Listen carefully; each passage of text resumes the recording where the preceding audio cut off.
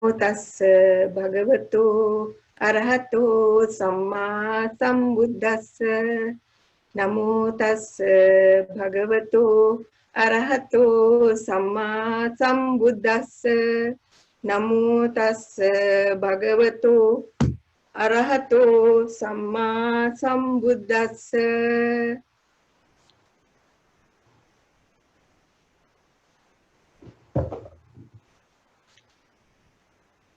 Friends, today I want to answer the question that was asked the last time. First, before we start on the Sutta, I don't know whether the person who asked the question is there, but I thought I will answer the question. The question was, what is the difference between worldly happiness and spiritual happiness?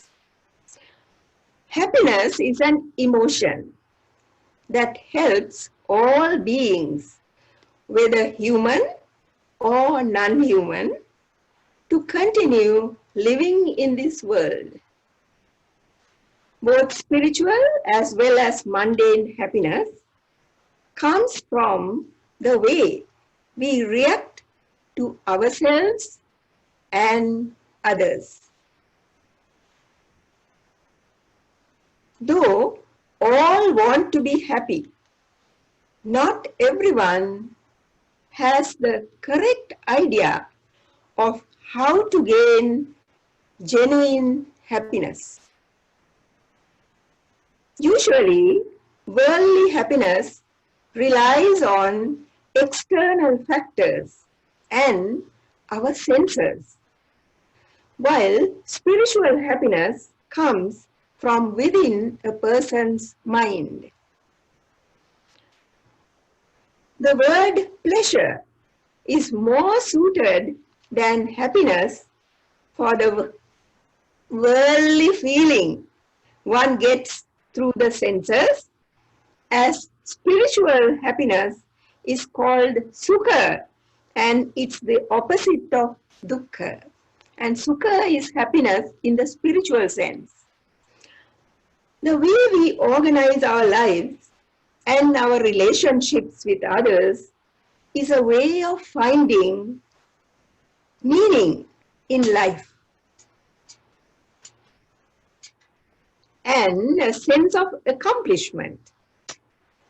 In worldly terms, happiness could be gained by being skilled and dutiful, holding one's responsibilities correctly, and being able to provide for one's family and promote others' welfare too.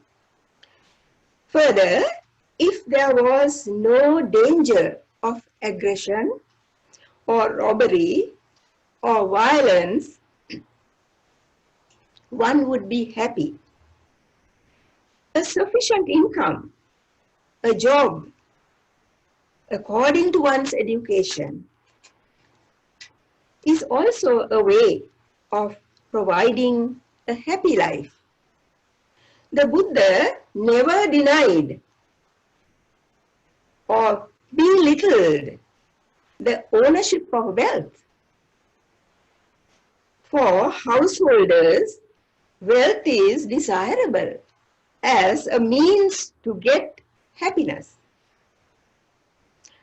Sufficient income frees us from worry, fear, and gives us the opportunity to develop our spiritual needs, like giving dana, supporting charitable activities, etc. The Buddha warns us not to be too attached to wealth or persons, which may bring suffering later, for everything in the world is impermanent and changing. The Buddha shows 4 kinds of happiness that worldlings or lay people could enjoy. That is, happiness of ownership. If wealth is earned righteously, one experiences joy and happiness because of the way it was earned. If someone has earned in a bad way, there will always be regret and remorse and also fear. But when it's righteously earned, there is happiness. Then the second reason the Buddha gives is one is able to enjoy that wealth righteously owned, and also share it with others and do meritorious deeds. The third one is free from debt. Now in this world, there are lots of people who are in debt. But when you have enough wealth, you don't have to go into debt. 4, one has the happiness of blamelessness, for he or she uses speech and action without violence. Now these are the 4 reasons that Buddha gives. There are many, many more reasons, but I just chose only this. Buddhism is the middle way, and that means there is room for the worldly as well as the unworldly. Buddha taught that even wrongdoing is not because that person was born evil, but due to ignorance. If ignorance is removed, he or she would become pure and happy. We know the example of Angulimala, right? The Dhamma is for everyone, and there were many householders who gained spiritual attainments during the Buddha's time. Meritorious actions hold the key to happiness in our life. Sila or virtuous behavior is a purifying force that benefits both others and ourselves. We become more aware and sensitive to the people around us. The 5 precepts, it's called Panchasila, are not externally forced on us, but we willingly accept them as guidelines. When we follow them, we protect the rights of others with regard to their lives, property, and honor. This is extended to all beings in the planet, regardless of their beliefs, color, race, etc. We become agents in spreading happiness and well-being in the world. As we practice restraint, we realize what the real happiness is. Mere prayers to a divine power cannot purify the mind. We must bring it under control through meditation and mindfulness. Associating Kalyana Mitta or noble good friends is very important, whether it's spiritual or worldly happiness that we want. For both, we need good friends. By having faith in the Dhamma, practicing Sila or virtue, and meditating on the 4 Brahma Viharas. Now, perhaps some of you may not know what the Brahma Viharas are. That is Metta, Karuna, Mudita, Upekha. That is loving kindness, compassion, altruistic joy, and equanimity. And if one is able to meditate on these, one could attain divine happiness while living in this world. You know, in the Mangala Sutta, that's given there. Finally, it's necessary to add that ultimate happiness is the attainment of Nibbana, which is possible while living in this world. We don't have to, Buddhists don't have to die and go into another world to attain liberation. We can attain liberation here itself. Okay, now friends, I'm going to the Sutta. Now I have told you the Sutta, but again I'll tell you what it is. Today our discussion is based on Kotthita, number 2325 from the Samyutta Nikaya, Salayatana Vagga. Though short, this Sutta presents a deep concept about the six senses.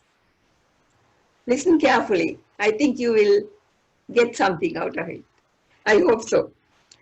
It opens with Venerable Mahakotthita asking the Venerable Sariputta, is the I, E-Y-E, not I, E-Y-E, is the I the fetter of forms, or forms the fetter of the I? Similarly, he asked the same type of question about the ear and sound, tongue and taste, nose and smell, body and touch, and mind and mental formations, that is thoughts. Now, I must tell you before we go further that these two are both Maha Arahants, Maha Theras. They are great Arahants, both of them. You know, of course, Sariputta, I'm sure you would have heard of Venerable Sariputta, but Mahakotthita you may not be very familiar with. He was also one of the great monks.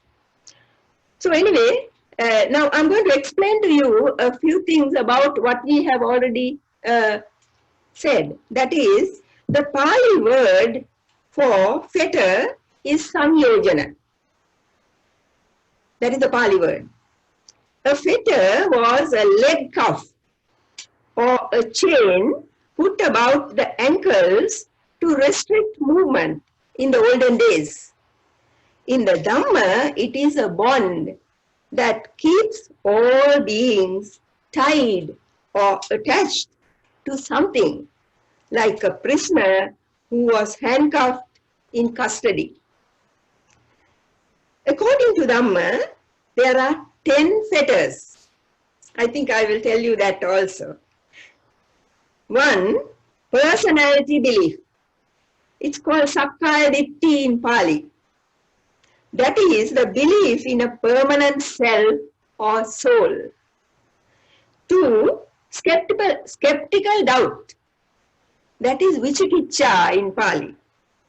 About the Buddha, Dhamma, Sangha, the Four Noble Truths, dependent origination, etc. Now, some people are, they don't even believe that there was a Buddha. You see, so there is a lot of doubt in people today, unlike those days. So, in a worldly sense, also there could be doubt, husbands and wives, employers and employees, even children and parents and relatives and, neighbors and so on. There is doubt.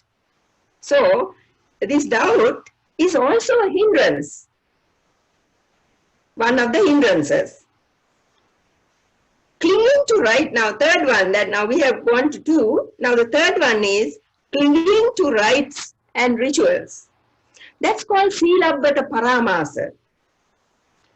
Holding firmly to the view that one could attain liberation by observing these rites and rituals. For example, during the Buddha's time, torturing the body. You remember even Siddhartha did that before he became enlightened, right? So that was the idea that liberation could be attained by torturing the body. Then there were some who thought they would behave like cows and dogs, and that would gain liberation for them. Even today you find when you go to India, such people.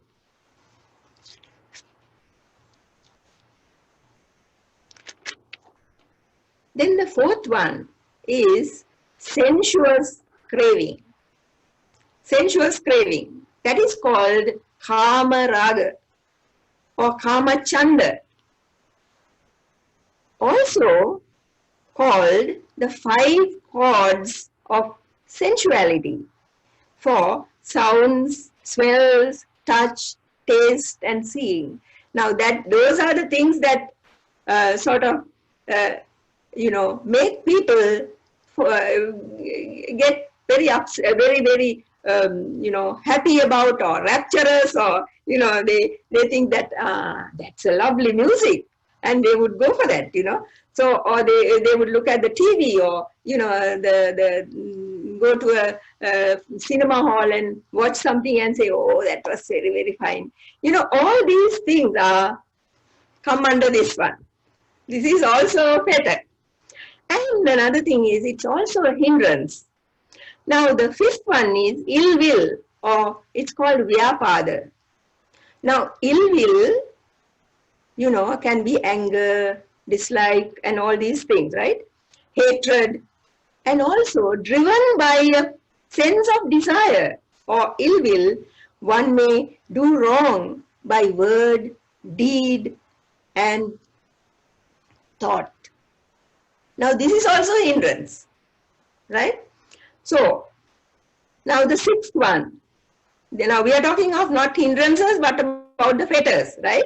So, now the 6th fetter is craving for fine material existence. Now, that is called Rupa Raga. Now, that is a Brahma, Brahma rebirth, that is like this. That is lusting after rebirth in a form realm, where there is a form, but it's a Brahma realm. I must also tell you that it is not like the Deva realms where you get only sensuous desire. Here it's more spiritual, because they are Brahmas. And the next one is 9, craving for immaterial existence. That is called Arupa Raga. And that is lust after rebirth in a formless realm, where there is no form, right?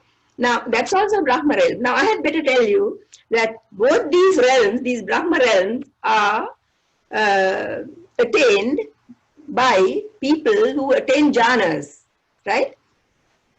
There are 4 jhanas, 1, 2, 3, 4.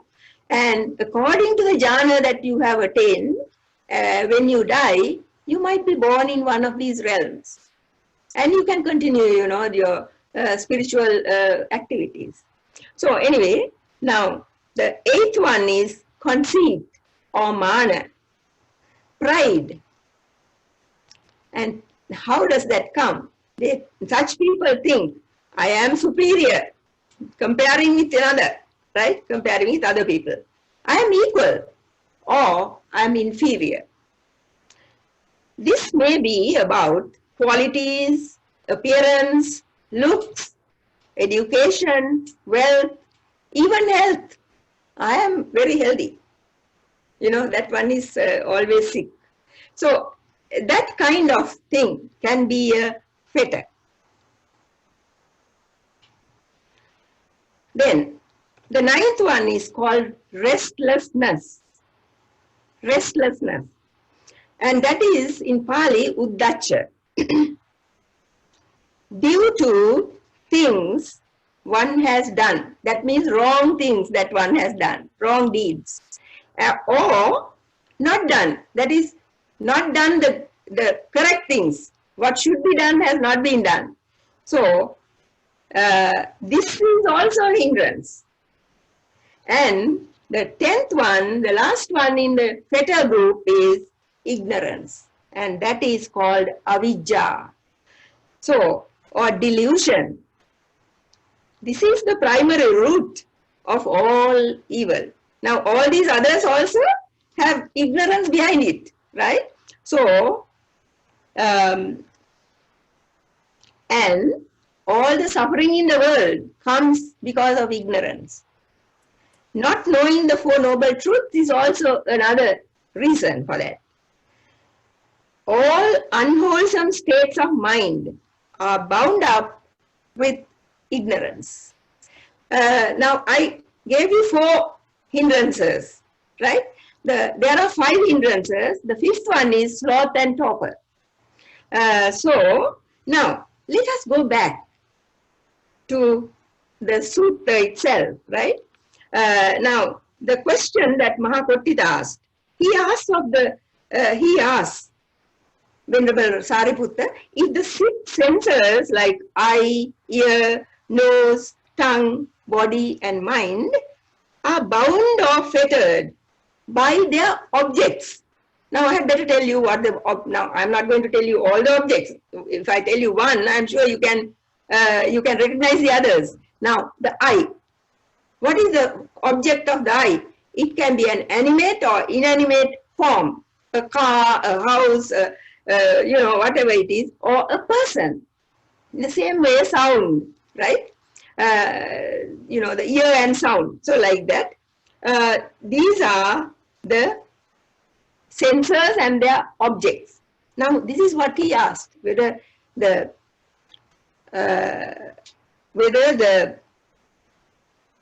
sense is the fetter of the object or the object is the fetter of the sense.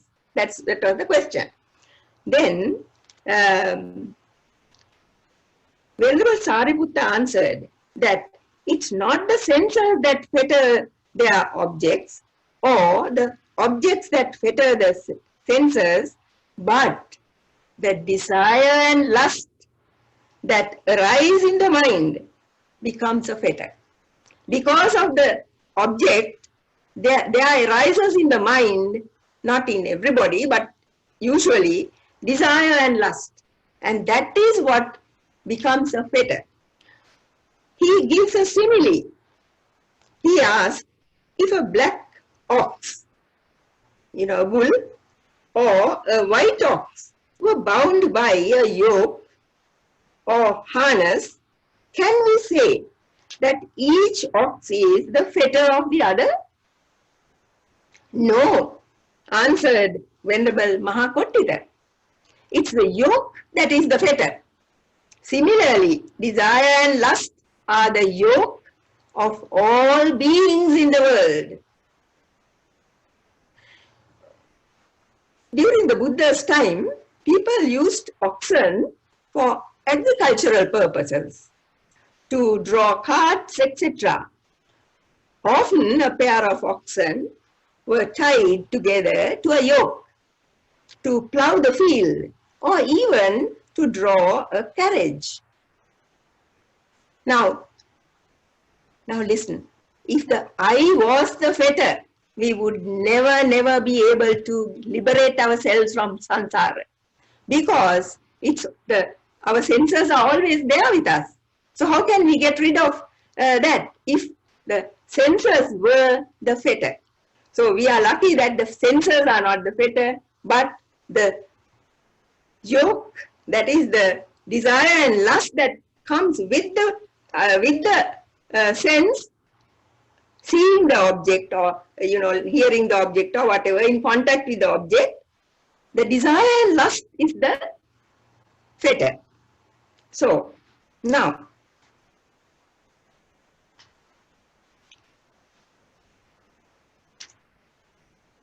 what is desire?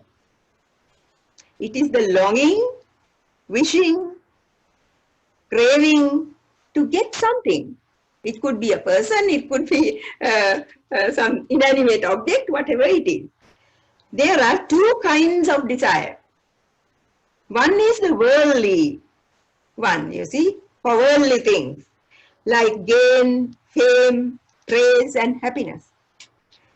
The other is spiritual desire, like wanting to attain jhana, or getting ordained, or attaining nibbana, or even attending a retreat. Now, what is lust? It has a more negative connotation, like the urge for selfish, uncontrollable, intense craving for sexual pleasure, and immediate, ruthless satisfaction. That is why you see there is so much crime in the world. Can you see? It's this fetter that makes all this. It could also be for power, like in politics.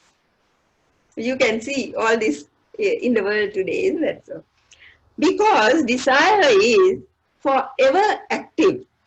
It looks for things to grasp and cling to. If it's a pleasant experience, we try to hold on to it. And when it vanishes, we feel pain.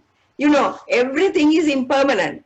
So whether it's pleasant or unpleasant, after a little while, it goes away. But we try to hold on to it. And that is where the pain, sometimes we think it's pleasure, comes. This grasping is the origin of dukkha or suffering, because we identify with it as I. Now this is not EYE, this is the I, me and mine, right? So we cling to this as I, me and mine. That is why we find pain, suffering, dukkha. Really, if we look at our body with awareness, we will see. This is the kind of body that we will see. A heavy, earthy, coarse shape, which gets hungry and thirsty, feels heat and cold, gets sick, sometimes nice, but often horrible. So, actually, all bodies are like this, but we want them to be different. That's why we use cosmetics, perfume, hair dye, etc., etc., to make it look better. The Buddha tells us to see it as it really is. And it's a great relief when we accept it as it is. So that it does not bring suffering. If we accept it as it is, oh, it is getting old. Yes, mine is getting old, yours is getting old, everyone's body is getting old. That's the way it is. And you accept it, then there is no suffering, right? So you don't have to compare and contrast and, you know, feel superior, inferior or anything like that. If we are able to, the Buddha gave suffering or dukkha as the first noble truth in this life itself. You see, so we can understand why the Buddha did that. Now, when we look at this ourselves, so we could be enlightened if we really understand dukkha as it is. We could be enlightened in this life itself. Can you see how great it is if we can do that? Once, I like to tell you a small short story. Once the Dalai Lama told a story about attachment to pleasant feelings. While attending a meeting in Los Angeles, he had to drive through a shopping mall where most of the shops had the latest technical equipment. At first, he just saw them without interest. But after a week, he also wanted them, though he didn't know how to use them. So, a fetter could arise even in such a noble person who had lost everything and had no longing for them anymore. But see how that fetter comes up. You will not be surprised about this when you hear what the Buddha said about his experience of the senses. The Buddha said, before his enlightenment, he too had problems with the senses. Then his mind often strayed toward the five chords of sensual pleasures that had left a strong impression on his heart. He would remember the life of luxury, pleasure, and ease that he led in his three palaces. Instead of fostering these thoughts, he reasoned that they had passed, ceased, and changed. As he was trying to find a way out of suffering, he started practicing his meditation with more diligence, mindfulness, and guarding the mind with regard to the senses. As a pioneer, he had risked everything, wealth, family, kingdom, and even his life for a cause. He knew the value of the practice. That's why he advises us to meditate, practice, and see the results as he did. Now from this, we can get something out of it. That is, now look, when we, when we go into the past, sometimes what we do is something pleasurable, or it may be something sad even. We bring to the present, and then we start looking at it, and then we smile and be happy, and or we start crying, or we may be very sad. Now, what did the Buddha do? Instead of doing that, the Buddha did not foster all this, increase all the happiness or sadness what he had. What he did was to know that this is something past. It's not there anymore. This is not the truth. I am in a false, some kind of false vision. So, and it has ceased, no longer there. And it has changed. No longer is it there. What was there earlier is not there now. So, he knew it and he looked at it in that wise way. Then he thought, what I must do is to meditate. What? How? Meditate how? With diligence, mindfulness, and guarding the mind with regard to the senses. And that is what we don't do. We always give in to the senses, right? And that is where we go wrong. Where we go wrong because we give in to the senses. And then we are submitted. We are under their control. Instead of that, what we should do is to get them under our control. So, now, fetters abide in the aggregates, the senses and consciousness. Now, where do these fetters stay?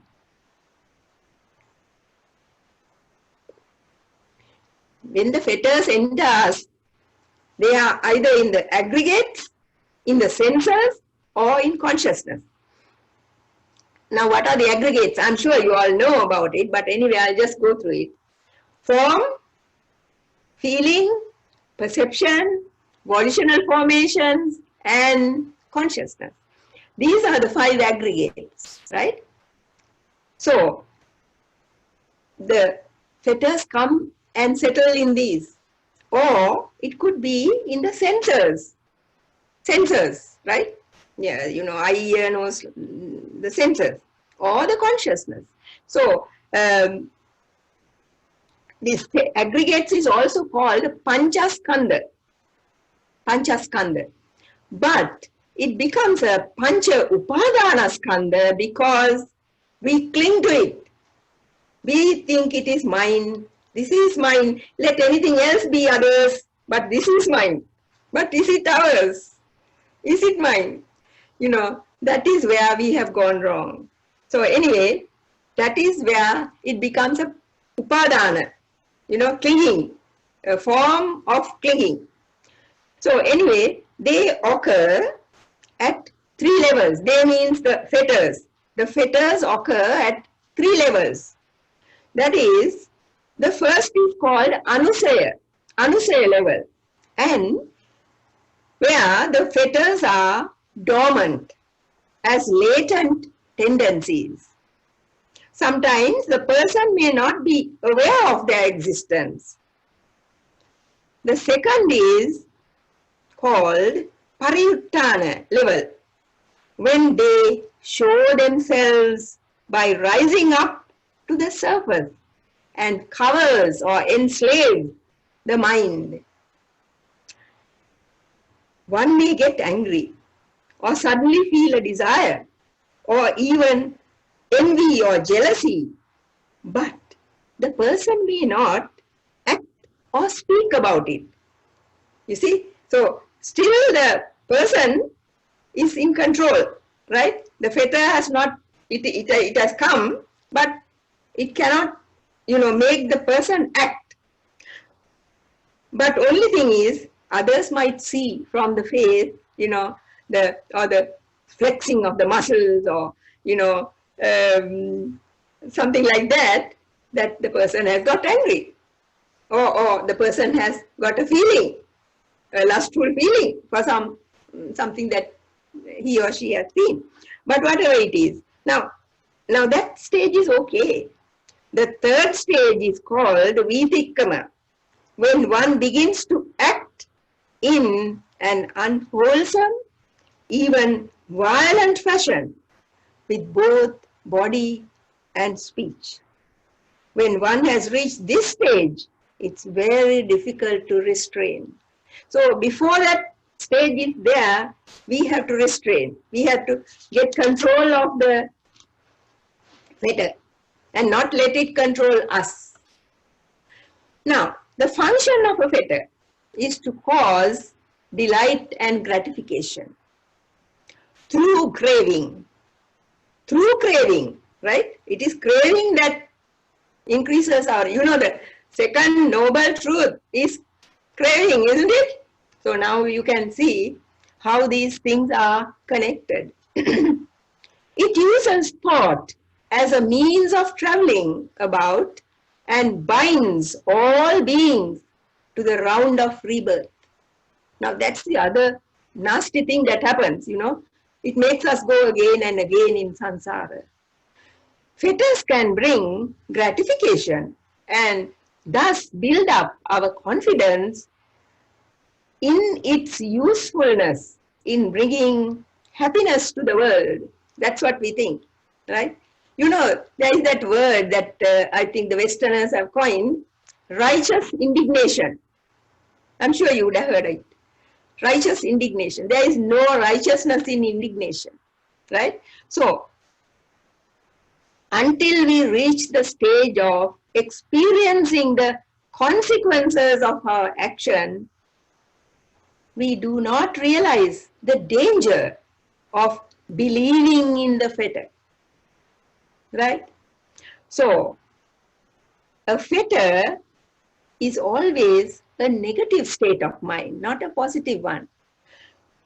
For craving, clinging, hatred, pursuit of happiness are done with the consciousness being tied and shackled and distracted and scattered by all kinds of defilements. See, our consciousness is taken over by the fetter, and all these things happen to our consciousness so that we do not know what we are doing even, right?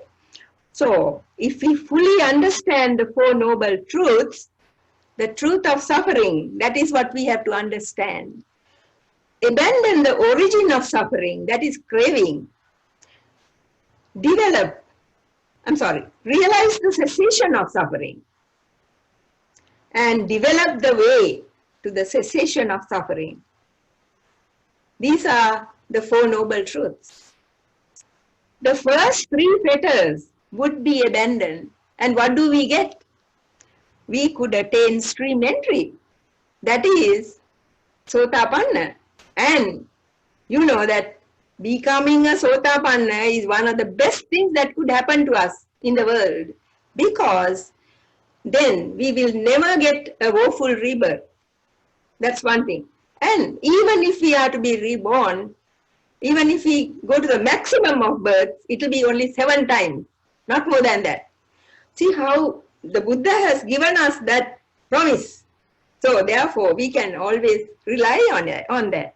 So our cycle of rebirth should be shortened. Isn't that a great thing? So we could purify these same sense faculties by practicing faith, putting forth energy, being mindful, as that would lead to concentration and wisdom. Now, as it is, lots of people find it very difficult to concentrate, right? So, if we get rid of the fetters, at least to a, not wholly, but, even if you lessen it, it will be helpful. Concentration by mindfulness of breathing leads to the abandoning of the fetters. Now, can you see this breathing? We don't pay much attention to it, but this breathing itself, it is the way of getting rid of the fetters. One advantage is that to the uprooting of the underlying tendencies. Now, that is the next advantage, and understanding the Four Noble Truths. See how many things that we gain if we stick to our breathing. Nothing difficult, always having it, right? One should not tolerate but abandon unwholesome states that arise due to memories of the past or intentions. We always do that. That is how we get into, bad talk, gossip and things like that. They can become fetters.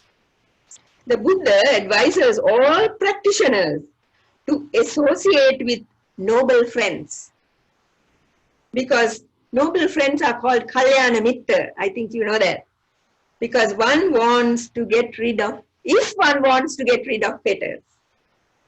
So now I have come to the end of the Sutta. So if you are interested, the Salayatana Vagga in the Sanyutta Nikaya gives many similes and instructions on how to abandon fetters. Now, before we close, I'd like to ask you if there are any questions.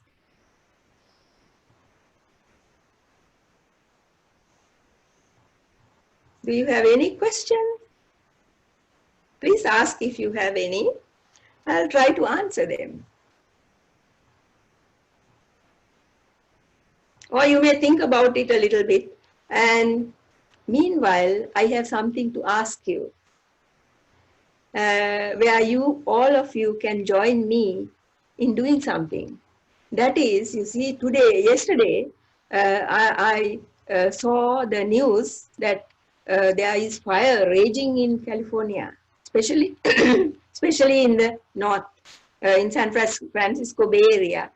And most of my friends are there, the monastic, and they have, some of them evacuated their temples, and I think 1 or 2 temples have been burned down. So, because I wrote to them and asked when I saw the news, and that is what I got. So today I thought, and another thing is the COVID, that is, spreading all over the world and giving us such a lot of, tragedy to the world. So these 2 things, we will, if you can join me in doing a little bit of metta meditation. Now, would you like to do that? Okay, so maybe 5 minutes, maybe 10 or a little more, I don't know. So when I say the metta formula, I'm not, it's you can make any formula you like. So you don't say it, but you think about it, right? And before that, Sit down properly, uh, keep your upper body straight and your hands in front, and close your eyes. Now take a few deep breaths.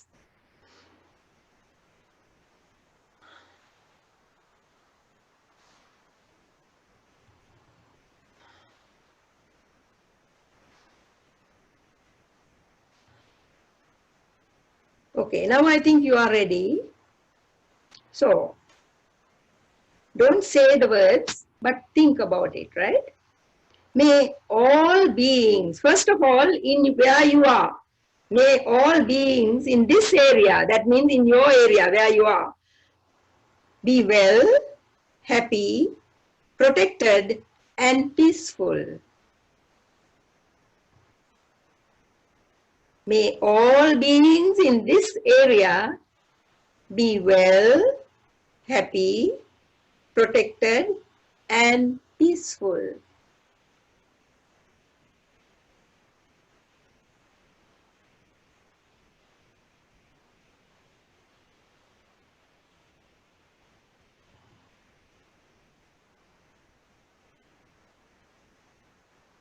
May all beings in the north be well, happy, protected, and peaceful. May all beings in the north be well, happy, protected, and peaceful.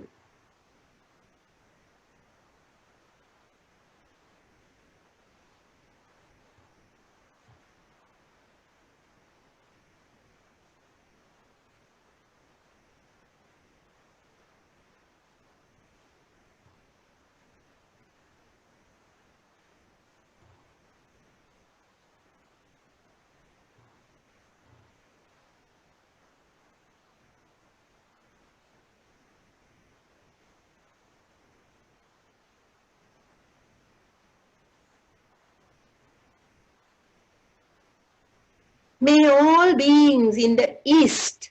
Now when I say this, imagine to yourself in the east, be well, happy, protected, and peaceful. May all beings in the east be well, happy, protected, and peaceful.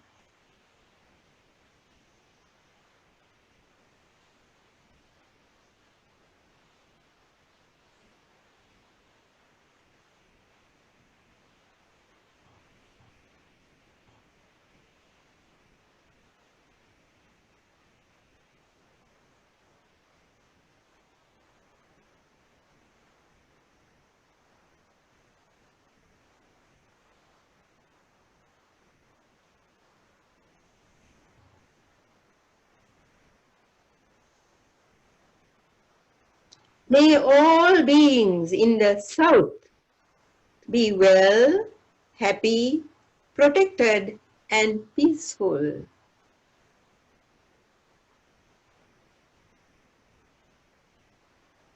May all beings in the south be well,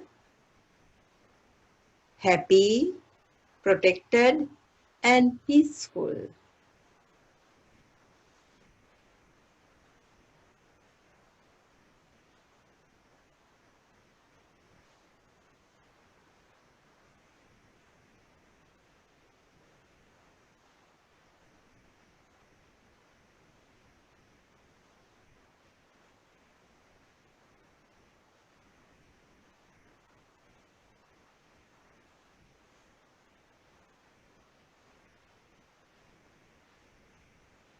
May all beings in the west be well, happy, protected, and peaceful.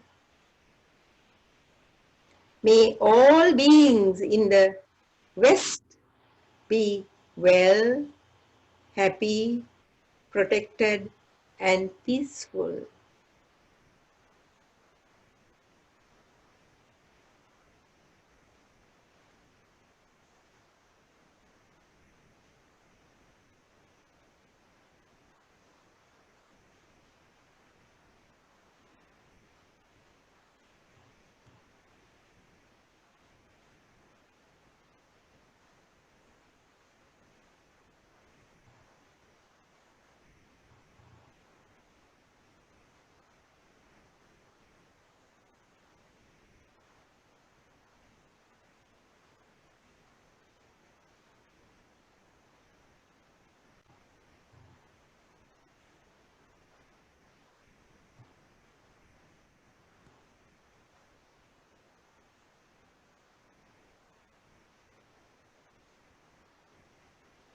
May all living beings above be well, happy, protected, and peaceful.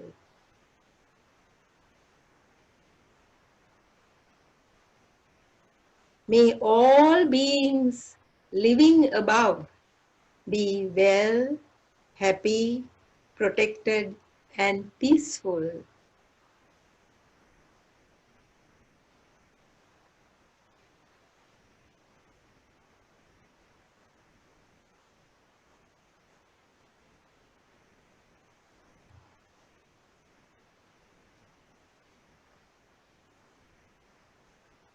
May all living beings below be well, happy, protected, and peaceful. May all living beings below be well, happy, protected, and peaceful.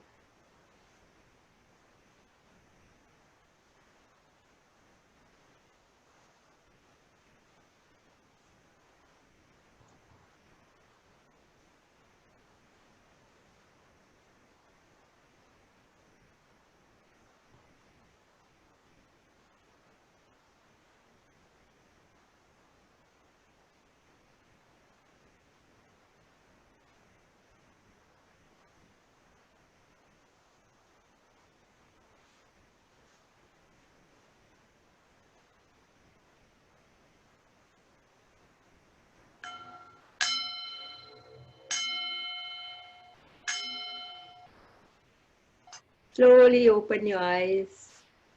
Sadhu, sadhu, sadhu.